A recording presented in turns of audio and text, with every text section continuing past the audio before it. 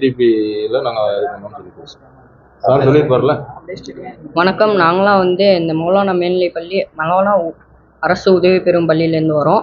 நாங்கள் எஸ்ஐடிபியில் ஸ்டேட் லெவலில் second prize வாங்கியிருக்கோம். நாங்கள் தானியங்கி பால் கொள்முதல் மற்றும் விற்பனை அப்படிங்கிற ஒரு கண்டுபிடிப்பை கண்டுபிடிச்சிருக்கோம். இது எங்களுக்கு எப்படி தோணுச்சுன்னா, நாங்கள் ஆவின் பால் நிலையத்துக்கு போனப்போ அங்கே நிறையா கூட்டமாக இருந்துச்சு. அப்போ அங்கே நிறையா பேர் வரிசையில் நின்று பாலை வாங்குறாங்க, விற்கிறாங்க, அந்த மாதிரி இருந்துச்சு. அதனால தான் நாங்கள் இதை கண்டுபிடிச்சோம். இது எப்படின்னா, ஃபஸ்ட்டு ஒரு மிஷின் கண்டுபிடிச்சிருக்கோம். இதில் நம்ம ஒரு அட்டை கொடுப்போம். அதை வச்சா அப்போ நம்ம அங்கே உறுப்பினர் அட்டை ஒன்று தருவோம். அது காட்டினா அங்கே உறுப்பினர் அட்டை வழியாக 5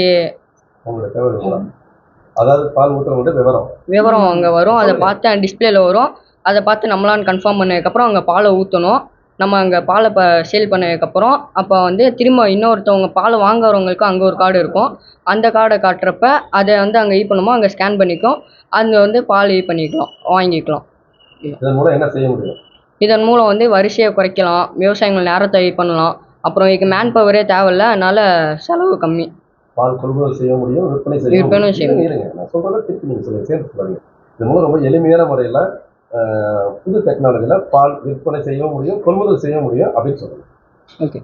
இதில் எளிமையான முறையில் பால் கொள்முதல் செய்ய முடியும், விற்பனையும் செய்ய முடியும். அப்புறம் இதை நாங்கள் ஃப்யூச்சரில் ரோபோட்டிக் முறையில், அதாவது ரொம்ப தூரத்தில் உள்ளவங்களுக்குலாம் தானாகவே இதாகவே லொக்கேஷன் ஷேர் பண்ணால் தானாகவே போய் வாங்கிக்கிற மாதிரி செஞ்சுருக்கோம். அதாவது பெரம்பலூர் மாவட்டத்தை பொறுத்தவரை நிறைய பேர் காட்டு குட்டாயங்கள் தான் செஞ்சுருக்காங்க. அவங்களால பால் ஊட்டுறதுக்கு அந்த பண்ணைக்கு வர முடியறதில்லை, சிரமமாக இருக்கும். வயசானவங்க, பெண்கள்லாம் இருக்கும்போது அந்த மாதிரி யோசிச்சு அதுக்கு இந்த மாதிரி கருவி கண்டுபிடிச்சிருக்கோம். நான் சொன்ன மாதிரியே சொல்லி திருப்பி அந்த கருவி சொல்லுங்க. இது பெரம்பலூரில் நிறைய பேர் இந்த மாதிரி காட்டில் வீட்டில் மாட்டை வச்சு வளர்க்காம பெரிய பெரிய பண்ணை வீட்டில் தான் மாட்டை வச்சு வளர்க்குறாங்க. அங்கெல்லாம் அவங்களால அங்கேருந்து இங்கே பாலை ஊற்றிட்டு இருக்க சிரமமாக இருக்கும்.